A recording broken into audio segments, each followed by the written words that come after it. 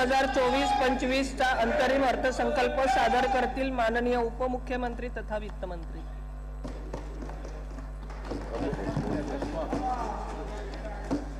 सन्माननीय अध्यक्ष महोदय, कविश्रेष्ठ कुसुमाग्रजांचा आज जन्मदिवस, मराठी भाषा गौरव दिन।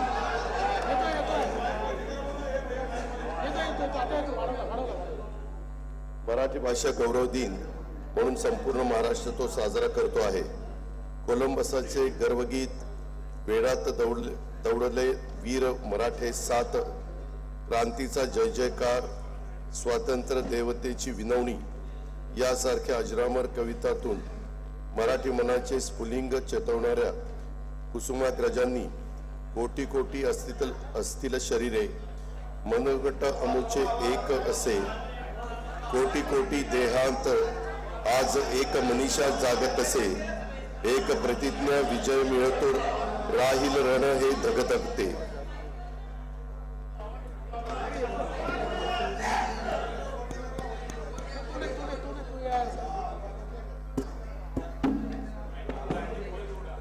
यासारख्या प्रेरक ओळी आपल्यासाठी लिहून ठेवल्या आहेत।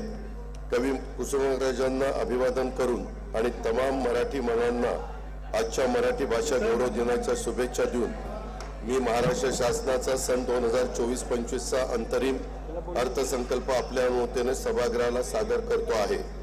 संसदेच्या अर्थसंकल्पीय अधिवेशनात 4 महिन्यांच्या लेखानुदानाला मान्यता देण्यात आली आहे। राज्य शासनाचा स्थायी खर्च आणि प्रगतीपथावरील योजनांच्या अंमलबजावणी करता सन 2024-25 या आर्थिक वर्षातील पहिल्या 4 महिन्यांच्या खर्चासाठी तरतूद करणे आवश्यक आहे। त्यासाठी मी राज्याचा अंतरिम अर्थसंकल्पाद्वारे लेखानुदानाचा प्रस्ताव सन्माननीय सभागृहासमोर सादर करीत आहे। कार्यक्रम आणि अनिवार्य खर्चाच्या नवीन बाबींचा समावेश करून लोकसभा निवडणुकीनंतर पुढील अधिवेशनात अतिरिक्त अर्थसंकल्प सादर करण्यात येईल। महाराष्ट्राचे आराध्य दैवत असलेल्या छत्रपती शिवाजी महाराजांनी 18 पगड जातींना सोबत घेऊन समन्वयी हिंदवी स्वराज्याचा पाया रचला। त्यांची 394वी जयंती आपण सर्वांनी नुकतीच उत्साहात साजरी केली।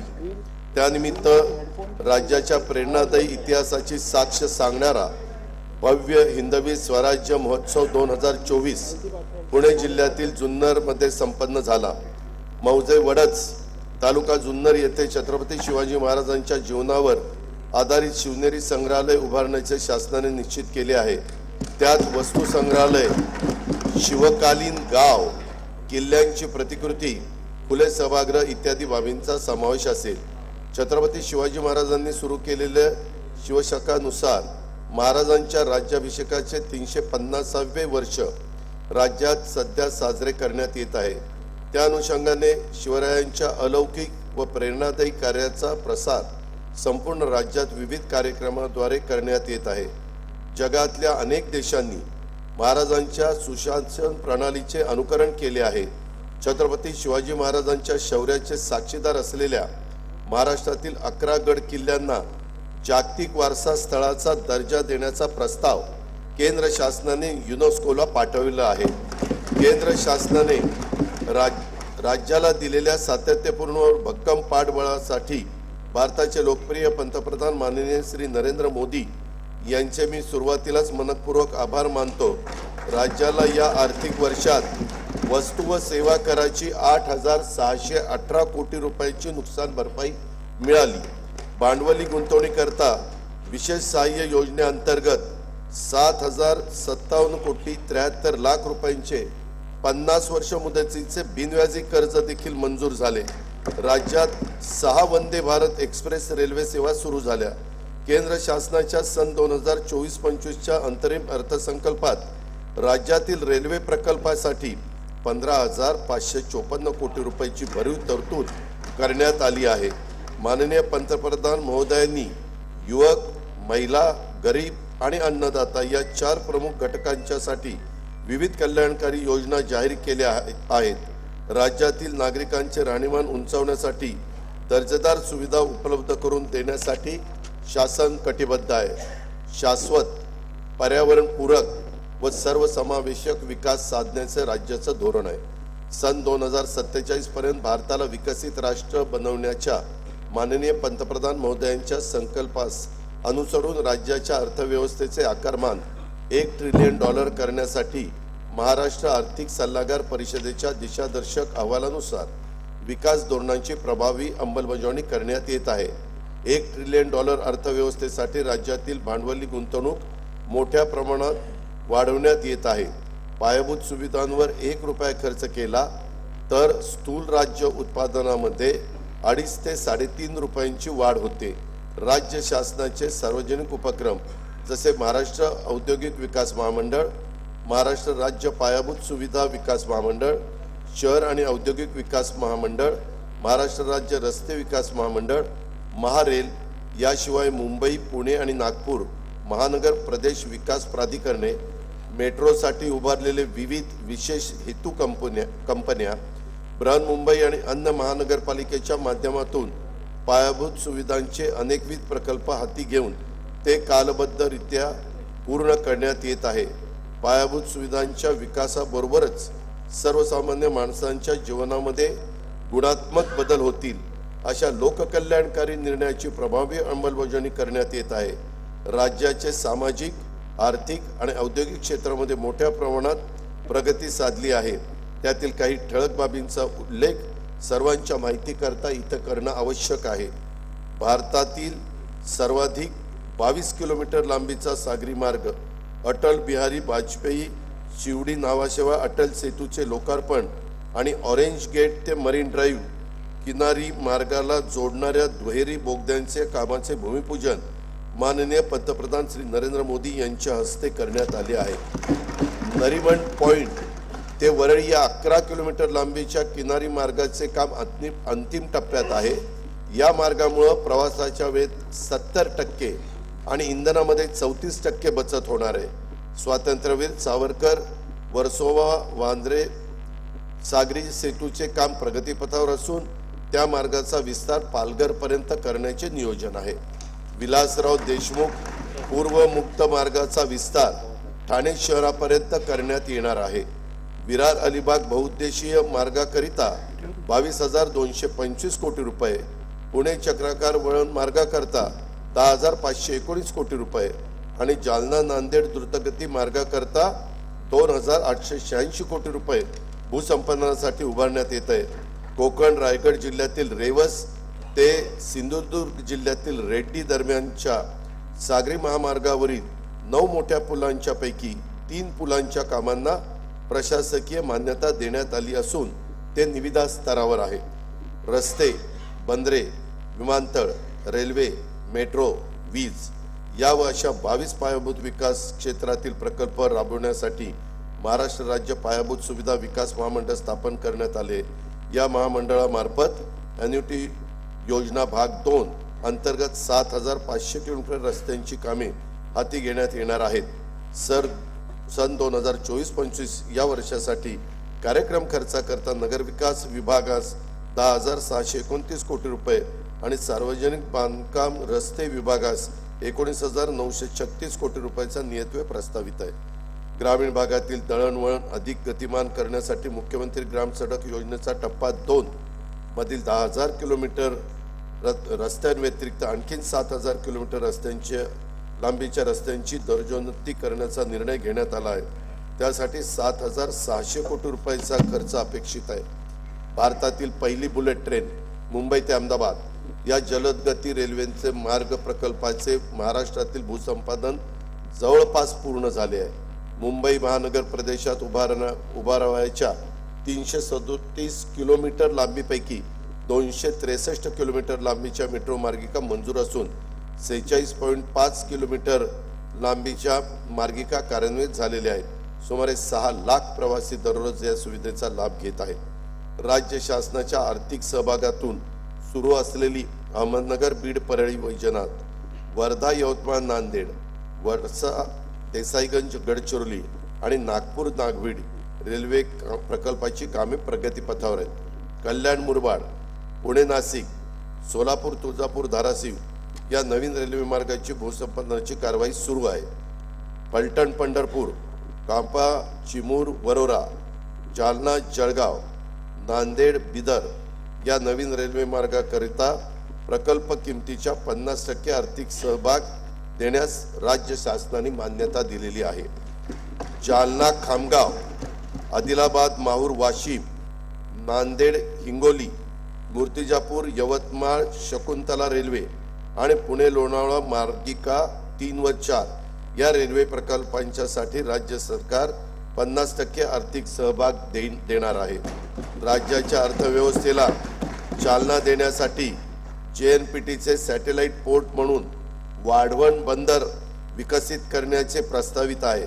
त्यात महाराष्ट्र सागरी मंडळाचा 26% समभाग आहे। या प्रकल्पाची एकूण किंमत 76,220 कोटी रुपये आहे। सागरमाला योजनेअंतर्गत मुंबईत गेटवे ऑफ इंडिया लगत रेडिओ क्लब येथे सुसज्ज जेटीचे 229 कोटी 27 लाख रुपये किमतीचे बांधकाम हाती घेण्यात आले आहे। रत्नागिरी जिल्ह्यातील भगवती बंदर येथे सुमारे 300 कोटी रुपये, रायगड जिल्ह्यातील सागरी दुर्ग जंजिरा येथे सुमारे 111 कोटी रुपये, तर मुंबई जवळ एलिफंटा येथे सुमारे 88 कोटी रुपये रकमेची बंदर विकासाची कामे हाती घेण्यात येत आहेत। रत्नागिरीतील मिरकरवाडा बंदराचे आधुनिकीकरण करण्यात येत आहे। त्याचा फायदा 2700 मच्छीमारांना होणार आहे। अहमदनगर जिल्ह्यातील शिर्डी विमानतळाच्या सुमारे 50,000 चौरस मीटर अत्याधुनिक एकात्मिक टर्मिनल इमारतीचे काम लवकरच सुरू होईल। छत्रपती संभाजीनगर येथील विमानतळाच्या विस्तारासाठी भूसंपादनासाठी 578 कोटी 45 लाख रुपयांचा निधी मंजूर करण्यात आलेला आहे। नागपूर येथील मिहान प्रकल्पासाठी भूसंपादन व पुनर्वसनासाठी 100 कोटी रुपयांचा निधी उपलब्ध करण्यात आला आहे। कोल्हापूर विमानतळाच्या विस्तारासाठी भूसंपादन सुरू असून आवश्यक निधी उपलब्ध करून दिला जाईल। अमरावती येथील बेलोरा येथील विमानतळाच्या धावपट्टीचे विस्तारीकरण पूर्ण झालेले रात्रीची विमानसेवा सुरू करण्याची साठीची कामे सध्या सुरू आहे। नवीन मुंबई विमानतळाचं काम वेगाने सुरू असून त्याचा पहिला टप्पा मार्च 2025 पर्यंत कार्यान्वित होईल। सन 2024-25 या वर्षाच्यासाठी कार्यक्रम खर्चाकरता ग्राम विकास विभागास 9,280 कोटी रुपये, गृह परिवहन बंदरे विभागास 4,094 कोटी रुपये आणि सामान्य प्रशासन विभागास 1,432 कोटी रुपयाचा नियतव्यय प्रस्तावित आहे। राज्यातील उद्योग क्षेत्रातील विकासासाठी औद्योगिक, इलेक्ट्रॉनिक्स, अवकाश व संरक्षण उत्पादन धोरणे सुधारित करण्यात येत असून नवीन सूक्ष्म, लघु व मध्यम उपक्रम धोरण तयार करण्यात येत आहे। जानेवारी 2024 मध्ये स्वित्झर्लंडमधील दावोस येथे आयोजित जागतिक आर्थिक परिषदेमध्ये राज्य शासनाने 19 कंपन्यांसोबत सामंजस्य करार झाले आहेत। त्याद्वारे 3 लाख कोटीहून अधिक रुपयाची गुंतवणूक आणि सुमारे 2 लाख रोजगार निर्मिती होणार आहे। राज्याचे एकात्मिक व शाश्वत वस्त्रोद्योग धोरण 2023 ते 28 जाहीर करण्यात आले आहे। या धोरणाअंतर्गत प्रथमच अंत्योदय शिधापत्रिकेवर सार्वजनिक वितरण प्रणालीद्वारे एका कुटुंबास 1 साडीचे मोफत वाटप करण्याची कारवाई सुरू आहे। औद्योगिक क्षेत्रात लघु वस्त्रोद्योग संकुले स्थापन करण्यास भांडवली अनुदान देण्याची योजना सुरू करण्यास मान्यता देण्यात आली आहे। राज्यात 18 लघु वस्त्रोद्योग संकुले स्थापन करण्यात येणार आहे। त्याद्वारे सुमारे 36,000 नवीन रोजगार अपेक्षित आहे। निर्यातीला प्रोत्साहन देण्यासाठी पायाभूत सुविधा विकास कार्यक्रमास 450 कोटी आणि निर्यातक्षम घटकांना विशेष प्रोत्साहन देण्यासाठी 400 कोटी रुपयांची तरतूद प्रस्तावित आहे। निर्यात वाढीसाठी राज्यात 5 इंडस्ट्रियल पार्क तयार करण्यात येत आहे। सामूहिक प्रोत्साहन योजनेतून सुमारे 7,000 कोटी प्रोत्साहन निधी वितरित करण्यात येणार आहे। मुख्यमंत्री रोजगार निर्मिती कार्यक्रमातून 25,000 उद्योग घटक तयार करण्याचे उद्दिष्ट असून त्यातील 30% उद्योजक महिला असतील। या कार्यक्रमातून सुमारे 50,000 नवीन रोजगार निर्माण होणार आहेत। ट्रस्ट सेक्टरमधील उच्च तंत्रज्ञानावर आधारित 10 अतिविशाल उद्योग घटकांना प्रणेता उद्योगाचा दर्जा आणि अतिरिक्त विशेष प्रोत्साहने देण्यात येतील। त्यामुळे राज्यात 1 लाख कोटी रुपयाची गुंतवणूक तसेच 20,000 रोजगार निर्मिती अपेक्षित आहे। मेक इन इंडिया धोरणांतर्गत एक जिल्हा एक उत्पादन संकल्पनेस अनुसरून नवी मुंबई येथे युनिटी मॉल उभारण्यासाठी 196 कोटी रुपये किमतीच्या कामाची निविदा प्रक्रिया सुरू आहे. सन 2024-25 या वर्षासाठी कार्यक्रम खर्चाकरता उद्योग विभागास 1021 कोटी आणि सहकार पणन मत्स्योद्योग विभागास 1952 कोटी रुपयाचा नियतव्यय प्रस्तावित आहे. हर घर नल हर घर जल संकल्पनेनुसार ग्रामीण भागातील प्रत्येक घरात पिण्याचे शुद्ध पाणी जलजीवन मिशन अभियानातून उपलब्ध करून देण्यासाठी 1,46,64,382 नळ जोडण्याचे उद्दिष्ट निश्चित करण्यात आलेले आहे. जानेवारी 2024 पर्यंत त्यापैकी 1,22,10,475 घरगुती नळ जोड्या देण्यात आलेल्या आहेत. उर्वरित 24,53,907 नळ जोड्या देण्याचे काम देखील प्रगतीपथावर आहे. अमृत 2 अभियानांतर्गत 145 शहरातील 28,315 कोटींचे 312 प्रकल्प मंजूर करण्यात आले. त्यात पाणी पुरवठा, मलनिस्सारण, सरोवर पुनरुज्जीवन आणि हरित क्षेत्र विकास प्रकल्पाचा समावेश आहे. महाराष्ट्र सुवर्ण जयंती नगरोत्थान महाअभियान सन 2030 पर्यंत राबवण्यात येणार आहे.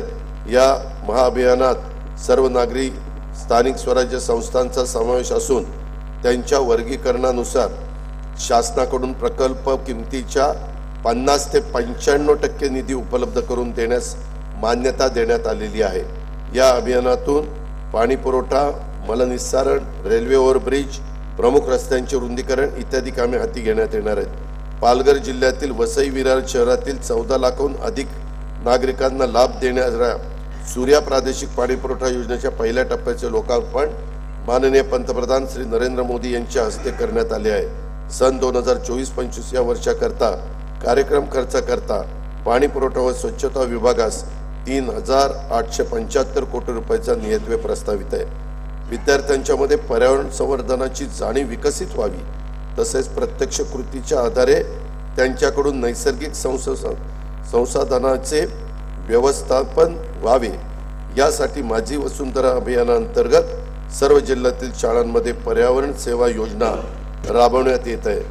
दरवर्षी सुमारे 25,000 किलोमीटर राज्यमार्ग व प्रमुख जिल्हा मार्गांच्या दोन्ही बाजूंना वृक्ष लागवड करण्याचं नियोजन आहे. अटल बांबू समृद्धी योजनेअंतर्गत शेतकऱ्यांच्या 10,000 हेक्टर क्षेत्रावर बांबूची लागवड करण्यात येणार आहे. जलयुक्त शिवार अभियान 2 अंतर्गत 5,700 गावांना 1,59,886 कामांना मंजुरी देण्यात आली असून 15,389 कामं पूर्ण झाली आहेत.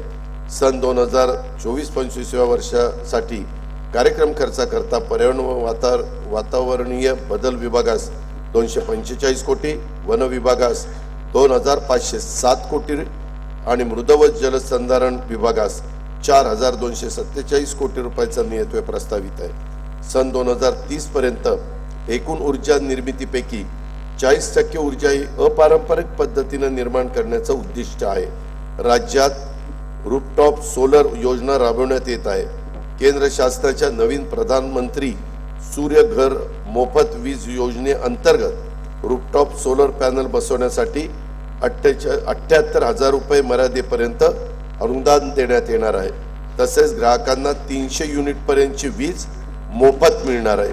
मुख्यमंत्री सौर ऊर्जावाहिनी योजना 2 अंतर्गत 7,000 मेगावॉट सौर ऊर्जा निर्मितीचे लक्ष्य गाठण्याचे नियोजन आहे. त्यामुळे शेतकऱ्यांना दिवसा वीज पुरवठा उपलब्ध होईल. शेतकऱ्यांच्यासाठी मागेल त्याला सौर कृषी पंप ही नवीन योजना सुरू करण्यात येईल. या योजनेअंतर्गत 8,50,000 नवीन सौर कृषी पंप बसवण्यात येतील. PM कुसुम योजनेअंतर्गत यावर्षी 1,00,000 सौर पंप स्थापनेचे उद्दिष्ट असून त्यापैकी 78,757 पंप आतापर्यंत कार्यान्वित झालेले आहेत. राज्यात सर्व उपसा योजनांचे सौर ऊर्जीकरण करण्यासाठी पुढील 2 वर्षात आवश्यक तो निधी उपलब्ध करून देण्यात येईल. तसेच उपसा सिंचन योजनेअंतर्गत ग्राहकांच्यासाठी वीज दर सवलतीस 1 वर्ष मुदतवाढ देण्यात येईल. वीज सेवा उपलब्ध नसलेल्या राज्यातील सुमारे 37,000 अंगणवाडी केंद्रांना सौर ऊर्जा संच देण्यात येणार आहे. वन्य प्राण्यांद्वारे होणाऱ्या शेती पिकांच्या नुकसानीला आळा घालण्यासाठी डॉक्टर श्यामाप्रसाद मुखर्जी जनवन विकास योजनेअंतर्गत शेतकऱ्यांना सौर ऊर्जा कुंपणासाठी अनुदान देण्यात येणार आहे. या सर्व पर्यावरण स्नेही सौर ऊर्जा योजनांमुळे खनिज इंधनावरील अवलंबित्व कमी होऊन प्रदूषणात घट होईल. तसेच हरित ऊर्जा निर्मिती क्षेत्रात राज्य अग्रेसर होईल. सन 2024-25 या वर्षाकरता खर्चाकरता ऊर्जा विभागास 11,934 कोटीचा नियतव्यय प्रस्तावित आहे.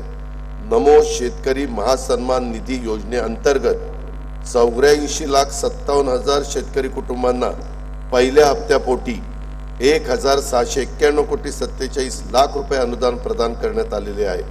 खरीप हंगाम 2023 मध्ये 1 रुपयात पीक विमा योजनेतून 50,01,000 शेतकरी अर्जदारांना 2,268 कोटी 43 लाख रुपये विमा रक्कम अदा करण्यात आलेली आहे. नानाजी देशमुख कृषी संजीवनी प्रकल्पाच्या 6,000 कोटी रुपये किमतीच्या दुसऱ्या टप्प्यात मान्यता देण्यात आलेली आहे. वसंतराव नाईक कृषी विद्यापीठ परभणी अंतर्गत बीड जिल्ह्यातील मौजे जिरेवाडी तालुका परळी वैजनाथ येथे सोयाबीन संशोधन व प्रक्रिया उपकेंद्र, शासकीय कृषी महाविद्यालय आणि कृषी व्यवसाय व्यवस्थापन महाविद्यालय स्थापन करण्यास मान्यता देण्यात आलेली आहे. राष्ट्रीय पशुधन अभियानाअंतर्गत शेळी, मेंढी, वराह, कुक्कुट व वैरण विषयक योजनांचा लाभ शेतकरी व पशुपालकांना मिळावा यासाठी 129 प्रकल्पांचा प्रस्ताव केंद्र शासनास पाठवण्यात आलेला आहे. सन 2024-25 या वर्षासाठी कार्यक्रम खर्चाकरता कृषी विभागास 3,650 कोटी, पशुसंवर्धन व दुग्ध विकास आणि मत्स्य व्यवसाय विभागास 555 कोटी आणि फलोत्पादन विभागास 708 कोटी रुपयाचा निधी प्रस्तावित आहे. खरीप हंगाम 2023 मध्ये राज्यातील 40 तालुक्यात दुष्काळ व 1,245 महसुली मंडळामध्ये दुष्काळ सदृश्य परिस्थिती जाहीर करून विविध सवलती लागू करण्यात आल्या आहेत. नैसर्गिक आपत्तीमुळे शेती पिकांचे नुकसान झालेल्या 44,82,000 शेतकऱ्यांना 3,825 कोटी रुपयांची रक्कम प्रदान करण्यात आलेली आहे. विविध नैसर्गिक आपत्तीमुळे झालेल्या शेती पिकांच्या नुकसानीकरता जुलै 2022 पासून 12,769 कोटी रुपयाची मदत देण्यात आलेली आहे. सन 2024-25 वर्षासाठी कार्यक्रम खर्चाकरता मदत पुनर्वसन विभागास 668 कोटी रुपयाचा नियतव्यय प्रस्तावित आहे. राज्यात 259 सिंचन प्रकल्प सध्या प्रगतीपथावर आहेत. त्यापैकी 39 प्रकल्पाची कामं पूर्ण होऊन 2,34,000 हेक्टर जमीन सिंचन क्षमता निर्माण होणार आहे. बळीराजा संजीवनीतील जलसंजीवनी योजनेतील 91 प्रकल्पापैकी 46 प्रकल्प पूर्ण झाले असून मार्च 2025 पर्यंत आणखी 16 प्रकल्प पूर्ण होणार आहेत. कोल्हापूर आणि सांगली जिल्ह्यात पूर व इतर नैसर्गिक आपत्तीमुळे वारंवार होणारे नुकसान टाळण्यासाठी जागतिक बँक सहाय्यता 3,200 कोटी रुपये किमतीचा प्रकल्प हा राबवण्यात येणार आहे. महाराष्ट्र सिंचन सुधारणा कार्यक्रमाअंतर्गत येत्या 3 वर्षात राज्यातील 25 वर्षापेक्षा जुन्या 155 प्रकल्पाची दुरुस्ती तसेच 75 अपूर्ण सिंचन प्रकल्पाची कामे पूर्ण करण्यात येतील.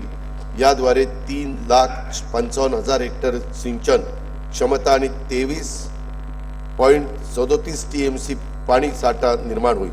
त्यासाठी 15,000 कोटी रुपयाचा खर्च अपेक्षित आहे. विदर्भातला सिंचनाचा अनुशेष दूर करण्यासाठी 2,000 कोटी रुपयांची तरतूद करण्यात येईल. विदर्भासाठी महत्वाकांक्षी असलेल्या वैनगंगा नळगंगा नदी जोड प्रकल्पाद्वारे 3,71,000 हेक्टर क्षेत्रास सिंचनाचा लाभ होणार असून प्रकल्पासाठी आवश्यक तो निधी उपलब्ध करून देण्यात येईल. मराठवाड्यामध्ये ऊर्ध्व पैनगंगा, कृष्णा मराठवाडा, लेंडी, जायकवाडी टप्पा 2, नांदूर मधुमेश्वर, निम्न दुधना, विष्णुपुरी टप्पा 2 या मोठ्या प्रकल्पांसह 11 मोठे प्रकल्प, 8 मध्यम प्रकल्प व 29 लघु पाटबंधारे प्रकल्पाची कामं प्रगतीपथावर आहेत. नदीपात्रात पाणी अडवण्यासाठी मोठ्या प्रमाणावर बॅरेजेसची कामं हाती घेण्यात आली आहेत. सुयोग्य जागेची आणि पाण्याची उपलब्धता विचारात घेऊन मोठ्या प्रमाणावर उच्चदन जलविद्युत प्रकल्प खाजगी सहभागातून हाती घेण्यात येतील. खारभूमी विकास कार्यक्रमांतर्गत कोकण किनारपट्टीवर खार बंधाऱ्यासाठी 36 कामे प्रगतीपथावर आहेत. 12 पूर्ण झालेली आहेत. त्याद्वारे 938 हेक्टर क्षेत्र शेतीयोग्य करण्यात आलेले आहे. खारभूमी विकासासाठी 113 कोटी रुपयाचा नियतव्यय प्रस्तावित आहे. कोयना धरणाच्या बुडीत क्षेत्रातील शेवटच्या भागातील 23 गावांच्यासाठी बंधारे बांधण्यात येतील. सन 2024-25 या वर्षासाठी कार्यक्रम खर्चाकरता जलसंपदा, दाबक्षेत्र विकास व खारभूमी विभागास 16,456 कोटी रुपयाचा नियतव्यय प्रस्तावित आहे. मुलींच्या सक्षमीकरणासाठी लेक लाडकी ही नवीन योजना 1 एप्रिल 2023 पासून सुरू करण्यात आली आहे. लाभार्थी मुलीला या योजनेतून तिच्या वयाच्या 18 वर्षापर्यंत टप्प्याटप्प्याने एकूण 1,01,000 रुपये मिळतील अशी तरतूद करण्यात आलेली आहे. अध्यक्ष महोदय, त्याच्यामध्ये सांगायचं झालं तर बिजली चमकती है तो आकाश बदल देती है, आंधी उठती है तो दिन रात बदल देती है, जब गरजती है नारी शक्ति तो इतिहास बदल देती है. शहरी भागातील कुपोषणाच्या समस्येवर मात करण्यासाठी नागरी बाल विकास केंद्र सुरू करण्यास मान्यता देण्यात आली असून त्यामुळे अतितीव्र कुपोषण बालकांना सर्वसाधारण श्रेणीत आणण्यात मदत होईल. राज्याचे मुख्यमंत्री महिला सशक्तीकरण अभियान राबवण्यात येत आहे. या अभियानांतर्गत प्रत्येक जिल्ह्यात किमान 1 लाख महिलांना विविध शासकीय योजनांचा थेट लाभ देण्याचं उद्दिष्ट आहे. 10 मोठ्या शहरातील 5,000 महिलांना पिंक रिक्षा उपलब्ध करून देण्याची योजना प्रस्तावित आहे. राज्यातील अंगणवाडी सेविका आणि मदतनीसांची 14,000 पदे रिक्त पदे भरण्यात आली आहे. उर्वरित देखील पद ताबडतोब भरण्याची कारवाई सुरू आहे. 2024 केली मी उत्तरात सांगतो केली आहे. आजच कॅबिनेटला निर्णय घेतला मुख्यमंत्री. 2024-25 या वर्षासाठी कार्यक्रम खर्चाकरता महिला व बाल विकास विभागास 3,107 कोटी रुपये नियतव्यय प्रस्तावित आहे.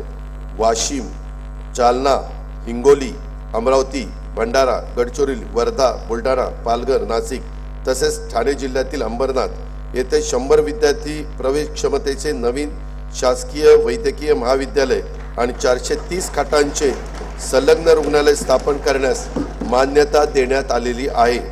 जळगाव, लातूर, बारामती, नंदुरबार, गोंदिया, कोल्हापूर, मिरज, जिल्हा सांगली येथील शासकीय वैद्यकीय महाविद्यालयांना संलग्न प्रत्येकी 100 विद्यार्थी प्रवेश क्षमतेची शासकीय परिचर्या महाविद्यालय सुरू करण्यास मान्यता देण्यात आलेली आहे. नागपूरच्या धर्तीवर औंध, पुणे येथील अखिल भारतीय आयुर्विज्ञान संस्था एम्स स्थापन करण्याचे देखील नियोजन आहे. राज्यातील सर्व कुटुंबांना महात्मा ज्योतिराव फुले जन आरोग्य योजना लागू करण्यात आली असून वार्षिक आरोग्य संरक्षणाची रक्कम प्रतिकुटुंब 1,50,000 वरून 5 लाख रुपये करण्यात आलेली आहे. अंगीकृत रुग्णालयांची संख्या 1,000 वरून 1,900 करण्यात आलेली आहे. लोकनेते गोपीनाथ मुंडे ऊस तोड कामगार महामंडळामार्फत ऊसतोड कामगारांच्यासाठी अपघात विमा योजना लागू करण्यात येत आहे. राज्यातील सर्व जिल्ह्यांमध्ये 15 खाटांचे अद्ययावत डे केअर केमोथेरपी सेंटर स्थापन करण्याचे प्रस्तावित आहे. शासकीय डायलिसिस केंद्र नसलेल्या 234 तालुक्यात ग्रामीण रुग्णालयात डायलिसिस केंद्र कार्यान्वित करण्यात येत आहेत. प्रत्येक तालुक्यामध्ये 1 शववाहिका उपलब्ध करून देण्यात येणार आहे. सन 2024-25 या वर्षाच्या साठी कार्यक्रम खर्चाकरता वैद्यकीय शिक्षण व औषधी द्रव्य विभागास 2,574 कोटी रुपये आणि सार्वजनिक आरोग्य व कुटुंब कल्याण विभागास 3,827 कोटी रुपयाचा नियतव्यय प्रस्तावित आहे.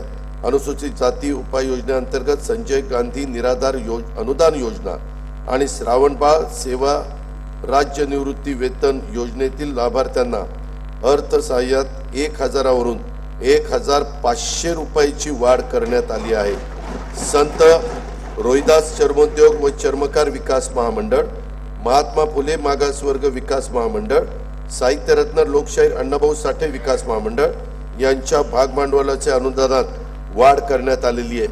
दारिद्र्य रेषेखाली भूमिहीन शेतमजुरांना उत्पन्नाच्या कायमस्वरूपी साधन उपलब्ध व्हावे यासाठी त्यांना कर्मवीर दादासाहेब गायकवाड सबलीकरण व स्वाभिमान योजनेतून शेत जमिनीचे वाटप करण्यात येते। स्थलांतरित ऊसतोड कामगारांच्या मुलामुलींच्यासाठी संत भगवान बाबा शासकीय वसतिगृह योजना, तृतीयपंथी घटकातील लाभार्थींसाठी बीज भांडवल योजना, मातंग समाजासाठी रमाई आवास योजना इत्यादी योजनांच्या माध्यमातून पुरेसा निधी उपलब्ध करून देण्यात येत आहे। संत रोहिदास चर्मोद्योग व चर्मकार विकास महामंडळामार्फत देवनार येथे लेदर पार्क, कोल्हापूर येथे चर्मोद्योग प्रशिक्षण केंद्र तसेच प्रत्येक महसुली विभागात उत्कृष्टता केंद्राची स्थापना करण्यात येणार आहे। गोवंडी येथे मुंबई महानगरपालिकेमार्फत चर्मोद्योग प्रशिक्षण केंद्राची उभारणी करण्यात येणार आहे। डॉक्टर बाबासाहेब आंबेडकर संशोधन व प्रशिक्षण संस्था बार्टी या संस्थेच्या धर्तीवर मातंग समाजासाठी अण्णाभाऊ साठे संशोधन प्रशिक्षण संस्था आरटी स्थापन करण्यात येणार आहे। 2024-25 या वर्षासाठी कार्यक्रम खर्चाकरता सामाजिक न्याय व विशेष सहाय्य विभागास 18,816 कोटी रुपयाचा नियतव्यय प्रस्तावित आहे। आदिवासी विकास उपाययोजनेअंतर्गत बालकांच्या पोषणामध्ये वाढ करण्यासाठी भारतरत्न डॉक्टर APJ अब्दुल कलाम अमृत आहार योजना, शासकीय आश्रमशाळांमध्ये विज्ञान केंद्राची उभारणी करण्याकरता नमो आदिवासी स्मार्ट शाळा अभियान, वसतिगृहात प्रवेश न मिळालेल्या विद्यार्थ्यांना उच्च शिक्षणासाठी पंडित दीनदयाळ उपाध्याय स्वयं योजना, घरकुले उपलब्ध करून देण्यासाठी शबरी आदिवासी घरकुल योजना, पाडे बारमाही रस्त्यांना जोडण्यासाठी भगवान बिरसा मुंडा जोड रस्ते योजना, वस्त्यांना पायाभूत सुविधा उपलब्ध करून देण्यासाठी ठक्कर बाप्पा आदिवासी विकास योजना आदी योजनांच्या माध्यमातून पुरेसा निधी उपलब्ध करून देण्यात येत आहे। सन 2024-25 या वर्षासाठी कार्यक्रम खर्चाकरता आदिवासी विकास विभागास 15,360 कोटी रुपयाचा नियतव्यय प्रस्तावित आहे। आदिवासी संशोधन व प्रशिक्षण संस्था TRTI, डॉक्टर बाबासाहेब आंबेडकर संशोधन व प्रशिक्षण संस्था बार्टी, छत्रपती शाहू महाराज संशोधन व प्रशिक्षण संस्था सारथी, महात्मा ज्योतिराव फुले संशोधन व प्रशिक्षण संस्था महाज्योती, महाराष्ट्र संशोधन व प्रशिक्षण प्रबोधिनी अमृत या व इतर तत्सम संस्थांमार्फत कार्यान्वित असणाऱ्या योजनांतर्गत शिष्यवृत्ती, अधिछात्रवृत्ती, प्रशिक्षण, कौशल्य विकास व अन्य कार्यक्रमामध्ये एक समानता आणण्याकरता सर्वकष धोरण निश्चित करण्यात आलेले आहे। इतर मागासवर्ग, विमुक्त जाती, भटक्या जमाती व विशेष मागास प्रवर्गातील विद्यार्थ्यांच्या करता आश्रमशाळा, विद्यानिकेतन, वसतिगृह योजना इत्यादी करता पुरेसा निधी उपलब्ध करून देण्यात येत आहे। वसंतराव नाईक विमुक्त जाती भटक्या जमाती विकास महामंडळ, महाराष्ट्र राज्य इतर मागासवर्गीय वित्त विकास महामंडळ, शामराव पेजे कोकण इतर मागासवर्ग आर्थिक विकास महामंडळ, जगज्योती महात्मा बसवेश्वर आर्थिक विकास महामंडळ, संत काशिबा गुरव युवा आर्थिक विकास महामंडळ, राजे उमाजी नाईक आर्थिक विकास महामंडळ, संत शिरोमणी गोरोबा काका महाराष्ट्र मातिकला मंडळ, संत सेनाजी महाराज केशशिल्पी महामंडळ आणि पैलवान मारुती चव्हाण वडार आर्थिक विकास महामंडळ इत्यादी मार्फत विकास योजना राबवण्यासाठी देखील निधी उपलब्ध करून देण्यात येत आहे। पुण्यश्लोक अहिल्यादेवी होळकर घरकुल योजनेसाठी तसेच क्रांतिज्योती सावित्रीबाई फुले घरकुल योजनेसाठी पुरेसा निधी उपलब्ध करून देण्यात येईल। धनगर समाजाच्या सर्वांगीण उन्नतीसाठी आदिवासी उपाययोजनेच्या धर्तीवर 22 योजना राबवण्यात येत असून त्यासाठी पुरेसा निधी उपलब्ध करून देण्यात येणार आहे। 12 बलुतेदार समाजाच्या सर्वांगीण विकासासाठी संत गाडगे बाबा 12 बलुतेदार आर्थिक मागास विकास महामंडळ स्थापन करण्यात येणार आहे। अल्पसंख्याक विद्यार्थ्यांना शिक्षणाच्या मुख्य प्रवाहात आणण्यासाठी डॉक्टर झाकीर हुसेन मदरसा आधुनिकीकरण योजनेत अनुदानात 2 लाखावरून 10 लाख रुपयाच्या पर्यंत वाढ करण्याचा निर्णय घेण्यात आलेला आहे। मौलाना आझाद आर्थिक विकास महामंडळामार्फत राबवण्यात येणाऱ्या मुदत कर्ज डॉक्टर APJ अब्दुल कलाम शैक्षणिक कर्ज आणि सूक्ष्म पतपुरवठा योजना राबवण्यासाठी राज्य शासनाने दिली जाणारी हमी 30 कोटीवरून 500 कोटी रुपये करण्यास मान्यता देण्यात आलेली आहे। सन 2024-25 वर्षासाठी कार्यक्रम खर्चाकरता इतर मागासवर्ग बहुजन कल्याण विकास आणि अल्पसंख्याक विकास विभाग 5,180 कोटी रुपयाचा निधी प्रस्तावित आहे. पंडित दीनदयाळ उपाध्याय घरकुल जागा खरेदी अर्थसहाय्य योजनेअंतर्गत भूमिहीन लाभार्थ्यांना जागा खरेदी करण्याच्या करता 50,000 रुपयावरून 1,00,000 रुपये आता देण्यात येणार आहे. सर्वांसाठी घरे 2024 धोरणाअंतर्गत दिव्यांग व्यक्तींच्यासाठी नवीन घरकुल योजना राबवण्याचे प्रस्तावित आहे. पहिल्या टप्प्यात 34,400 लाभार्थ्यांना घरकुल योजनेचा लाभ देण्यास प्रस्तावित आहे. प्रधानमंत्री आवास योजनेतील सोलापूर जिल्ह्यातील रेनगर कुंभारी प्रकल्पाच्या 30,000 घरकुलांपैकी पहिल्या टप्प्यातील 15,024 सदनिकांचे वितरण माननीय पंतप्रधान श्री नरेंद्र मोदी यांच्या हस्ते करण्यात आले आहे. सफाई, पीडी, बांधकाम, वस्त्रोद्योग आदी क्षेत्रातील असंघटित कामगार या प्रकल्पाचे लाभार्थी आहेत.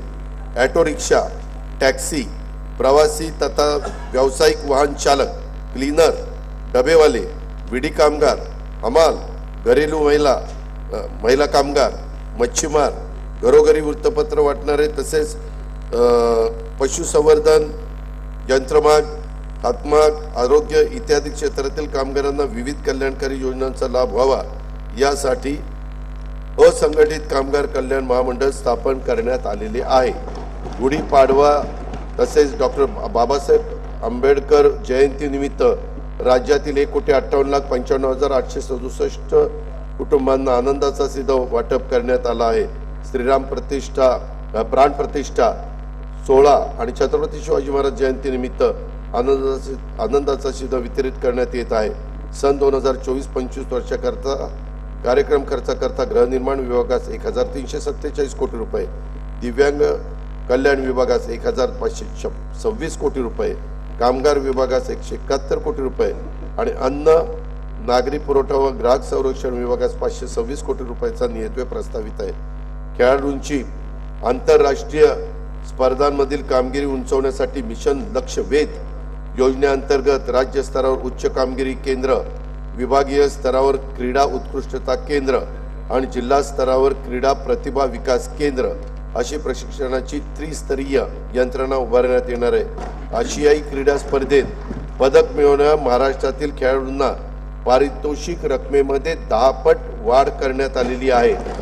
सुवर्ण पदकासाठी 1 कोटी रुपये, रौप्य पदकासाठी 75 लाख रुपये आणि कांस्य पदकासाठी 50 लाख रुपयाची पारितोषिके देण्यात येत आहे.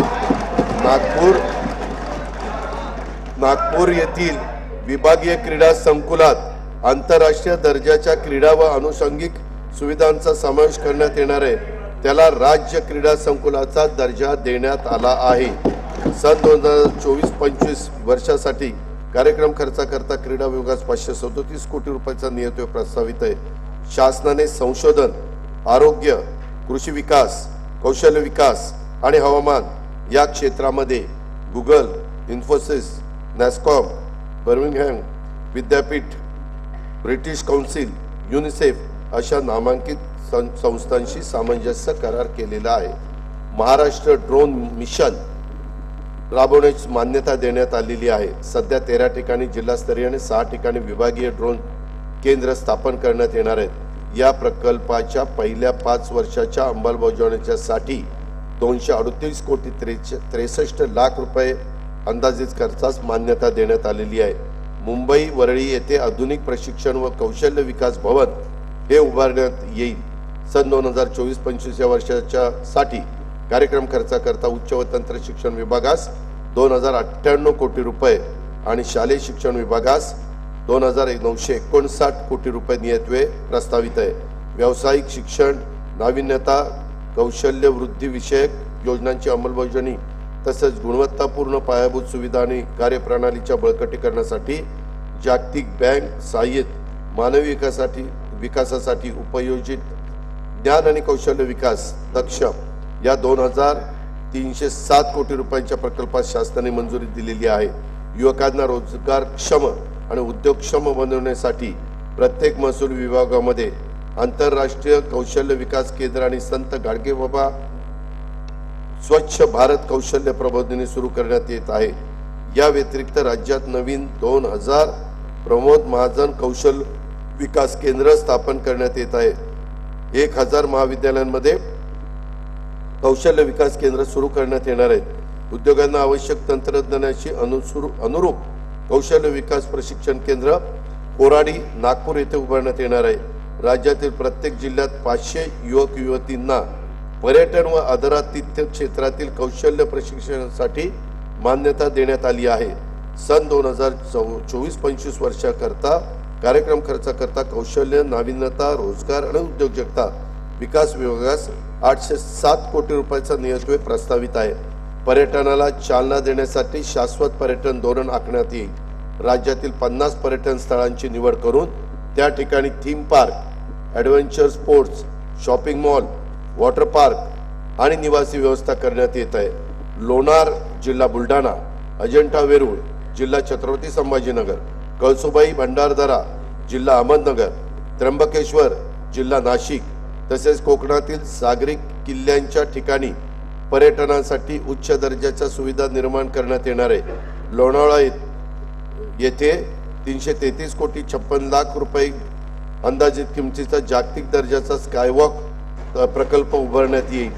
शिवसागर जलाशय जिल्हा सातारा, गोसीखुर जलाशय जिल्हा भंडारा, वाघूर जलाशय जिल्हा जळगाव येथे नाविन्यपूर्ण जलपर्यटन प्रकल्प राबवण्यात येणार आहे।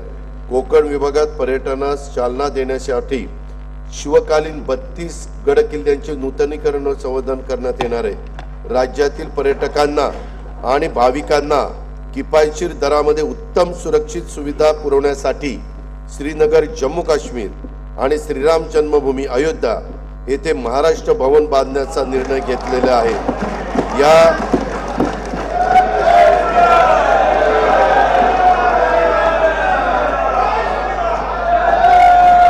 या दोन्ही ठिकाणी राज्य शासनाने अतिशय मोक्याच्या जागा उपलब्ध करून घेतलेल्या आहेत।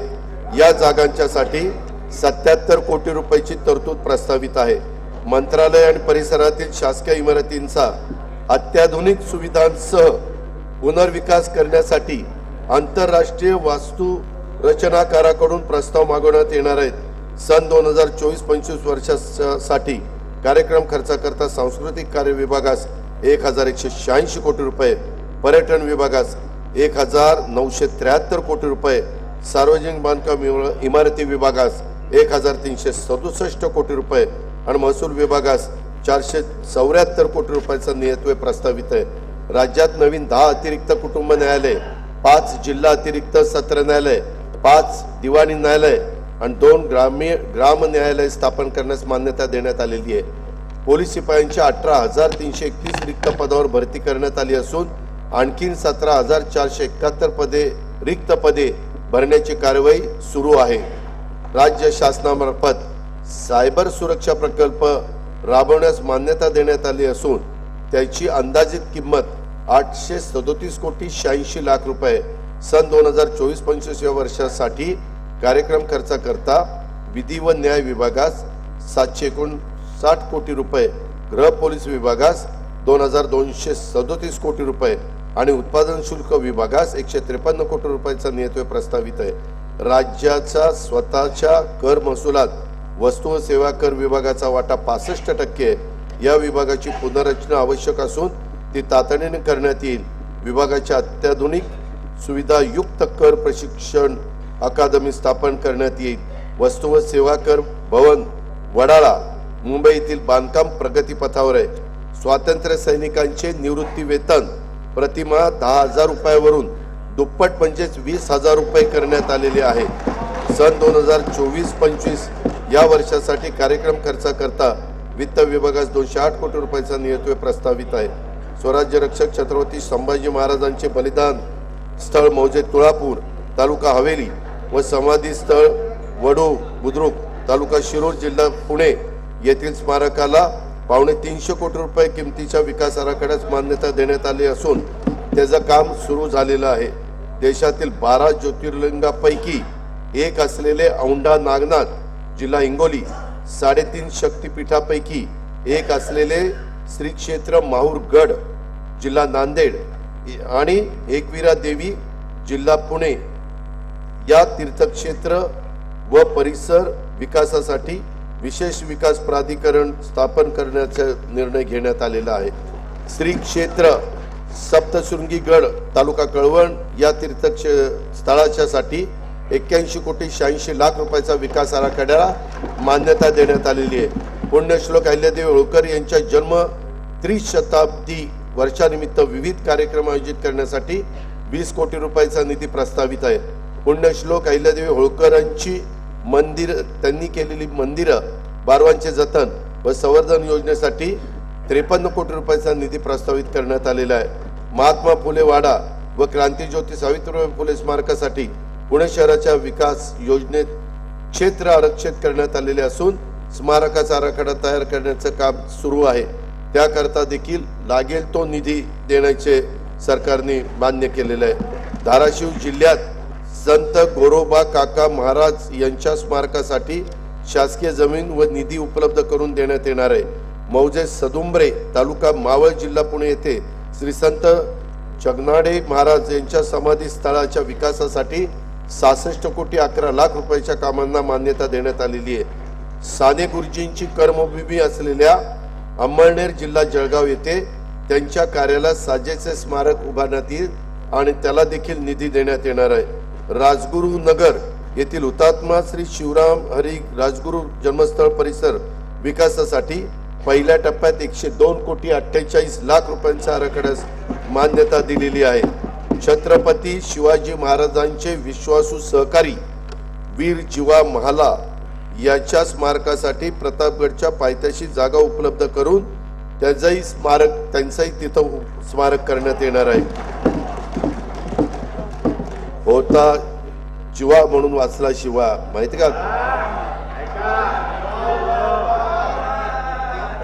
पुणे महानगरपालिकेमार्फत संगमवाडी पुणे येथे लहुजी वस्ताद साळवे यांच्या स्मारकाचा कामाचा शुभारंभ आदेश देण्यात आलेले. 2 तारखेला माझ्या माहितीप्रमाणे त्याचं भूमिपूजन मुख्यमंत्री महोदय करणार आहेत. राजगडच्या पायथ्याशी असलेल्या मौजे पाल खुर्द तालुका वेले येथील राजमाता सईबाई स्मृती स्थळ विकास आराखड्यातील 29 कोटी 73 लाख रुपये रकमेच्या कामांना मंजुरी देण्यात आलेली आहे. इंदापूर शहरातील मालोजीराजे भोसले यांची गडी व हजरत चांद शाह वलीबाबा दर्गा परिसर विकासासाठी 37 कोटी 28 लाख रुपये रकमेच्या कामांना मान्यता देण्यात आलेली आहे. सन 2024-25 वर्षासाठी कार्यक्रम खर्चाकरता नियोजन विभागास 9,193 कोटी रुपये आणि रोजगार हमी योजनेस 2,205 कोटी रुपयाचा नियतव्यय प्रस्तावित आहे. महाराष्ट्राबाहेर मराठी भाषेचे संवर्धन करणाऱ्या मराठी मंडळांना अनुदान देण्यात येईल. मराठी मंडळाच्या इमारती वास्तू व स्मारकासाठी संवर्धनासाठी आवश्यक निधी उपलब्ध करून दिला जाईल. गोवा व दिल्लीप्रमाणेच बेळगाव कर्नाटक येथे मराठी भाषा उपकेंद्र स्थापन केले जाईल. त्याकरता देखील आवश्यक तो निधी उपलब्ध करून दिला जाईल. रिद्धपूर जिल्हा अमरावती येथे मराठी भाषा विद्यापीठ स्थापन करण्यास मान्यता देण्यात आलेली आहे. मंगेश पाडगावकर कवितेचे गाव हा उपक्रम वेंगुर्ला जिल्ह्यात सिंधुदुर्ग येथे राबवण्यात येणार असून मराठी भाषेला अभिजात भाषेचा दर्जा प्राप्त करून घेण्यासाठी विशेष प्रयत्न केले जात आहेत. मुंबईतील गिरगाव येथे मराठी भाषा भवनाचे काम कालबद्ध पद्धतीनं पूर्ण करण्यात येणार आहे. सन 2024-25 या वर्षासाठी कार्यक्रम खर्चाकरता माहिती तंत्रज्ञान विभागास 920 कोटी रुपये, माहिती व जनसंपर्क विभाग विधानमंडळ सचिवालय प्रत्येकी 547 कोटी व मराठी भाषा विभागास 71 कोटी रुपयाचा नियतव्यय प्रस्तावित आहे. जिल्हा सन 2024-25 मध्ये जिल्हा वार्षिक योजनेअंतर्गत 18,165 कोटी रुपयाचा नियतव्यय प्रस्तावित करण्यात आलेला आहे आणि हा नियतव्यय मागील वर्षाच्या तुलनेत 20% अधिक दिलेला आहे. वार्षिक योजना 2024-25 कार्यक्रम खर्चासाठी 1,92,000 कोटी रुपयाचा नियतव्यय प्रस्तावित करण्यात आला आहे.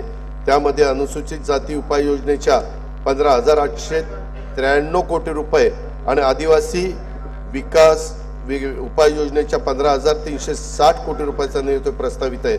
2024-25 मध्ये एकूण खर्चासाठी 6,522 कोटी रुपयांची तरतूद प्रस्तावित आहे. महसुली जमा 4,98,758 कोटी रुपये, महसुली खर्च 8,492 कोटी रुपये प्रस्तावित आहे. परिणामी 9,734 कोटी रुपयाचा महसुली तूट अपेक्षित त्या ठिकाणी आहे.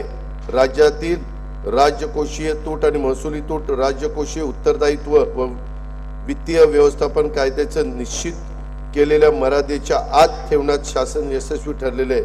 सन 2024-25 ची राज्यकोषीय तूट 99,288 कोटी रुपये आहे.